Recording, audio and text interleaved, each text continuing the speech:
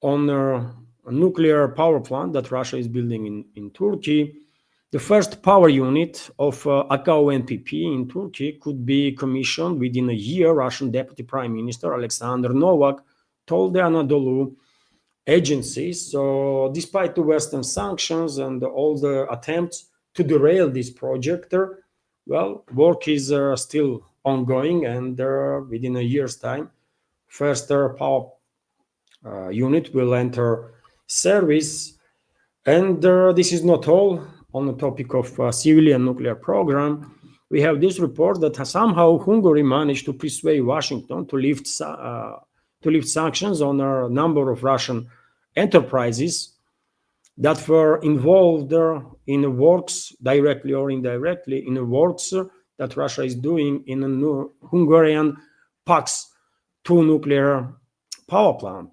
So the US has lifted sanctions that barred their financial transactions via Russia's Gazprom Bank related to Hungary's PAX-2 nuclear power plant.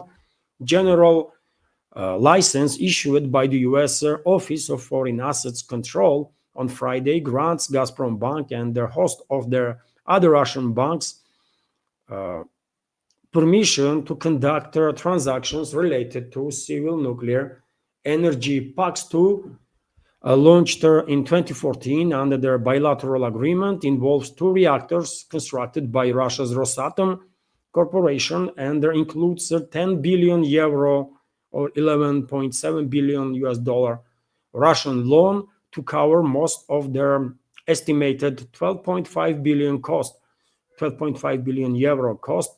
The project, deemed critical to Hungary's energy security, was scheduled to start last year near their existing PAX MPP. PAX MPP, the country's only nuclear power station, which supplies about half of the nation's electricity. However, US sanctions on Gazprom Bank, through which the project was financed, forced construction to pause. Budapest repeatedly appealed to Washington for a waiver. And, well, they managed to persuade somehow Washington to lift their sanctions on Russian enterprises, and so this construction will go ahead now. Although, by the way, Hungary is facing another challenge, which is Brussels. And as we all know, dear friends, for 2027, Brussels bureaucrats and the globalists that are in control of these Brussels bureaucrats, they want to cut off Europe completely from any cooperation with Russia in energy field or any other field, right? And therefore, maybe Budapest managed to reach some agreements with Washington now, but what they gonna do with the Brussels and the globalists, by the way? That's the big question, isn't it? And I'm afraid Budapest is in no position to protect itself well enough while being a member of the EU and the NATO. And so this project, this PAX-2 nuclear power plant project, is in no way a safe place yet. That's the reality, by the way. If Hungary will leave, which is not going to happen, not anytime soon, but if Hungary would leave BRICS, if Hungary would leave EU and NATO and join BRICS, that will change everything, right? But and sometime in the future, Hungary might actually join BRICS, but it's not happening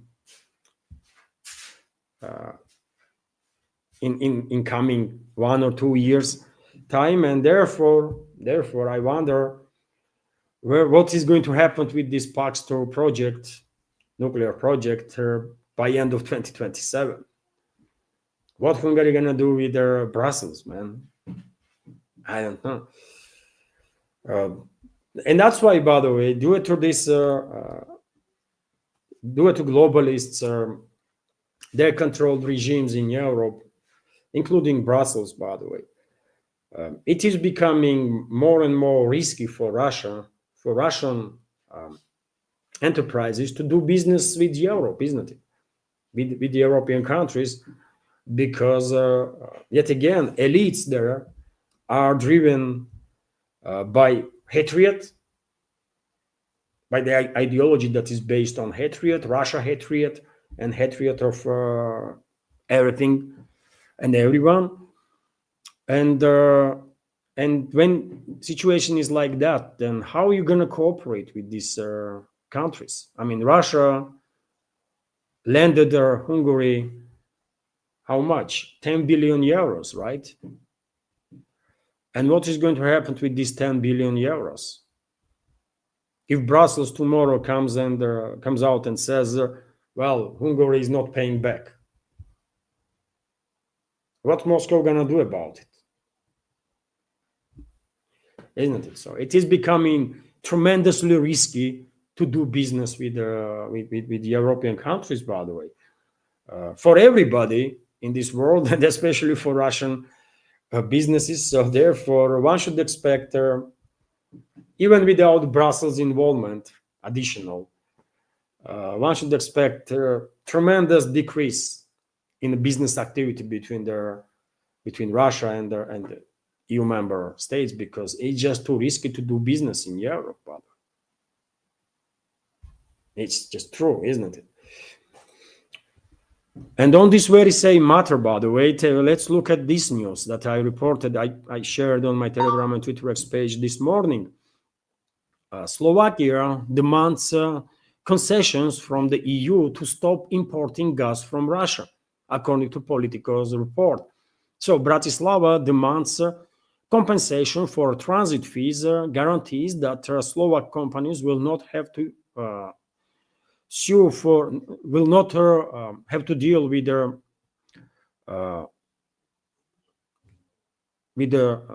being sued for breaking of cooperation with the Russian enterprises. Slovakia also demands that their plan to stop importing gas from Russia not be adopted without its full approval.